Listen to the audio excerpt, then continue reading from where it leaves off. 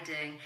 Today I am here with the fourth part of my track-by-track vlog little series, and I think today I'm tackling possibly the cheesier numbers I've chosen for my album, Know the Way Back. The first one I want to talk about is Break My Stride, Matthew Wilder, huge hit in 1983. If you were to watch the video, and it's got that kind of really bouncy beat going on, and the sort of BVs of the oh yeah, which I've kind of taken out, you might say there was an element of cheese in it. I love the kind of Jamaican groove that runs through the song, but obviously if I were to sing the song in that style, it wouldn't be authentic to me. I have to say, Sam Swallow, who is my pianist on this project, who is a fantastic solo artist in his own right and also a member of the Hoosiers, came up with this beautiful piano part, very much reminiscent of Danny Elfman's work, and it immediately took me to this really ethereal place, and I have these weird visual images in my head. It's almost like a kind of heavenly, ghostly sort of feel, very floaty, but with the groove that Roman Roth, who plays the drums on this track, put down and plays on the whole album, in fact.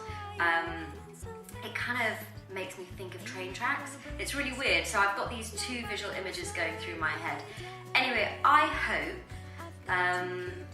that you may be quite surprised that I chose this song.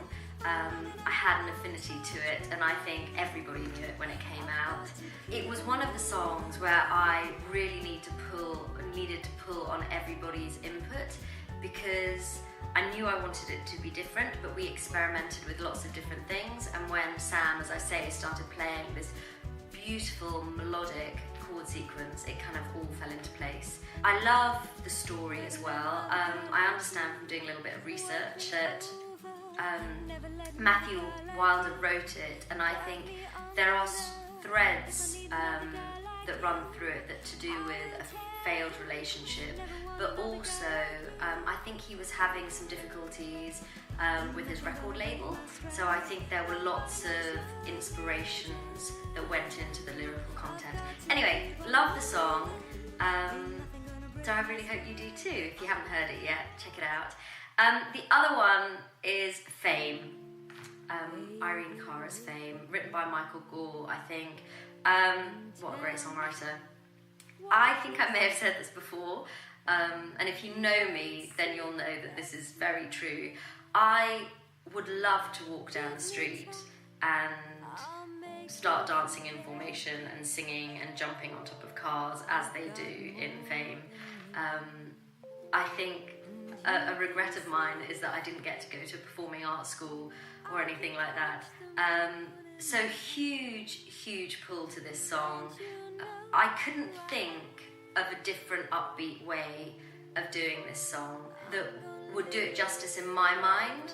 I think the wonderful thing about composition and songs and this amazing pool of musical talent that we can cherry pick from is there are obviously many different ways of presenting a song or presenting your own work.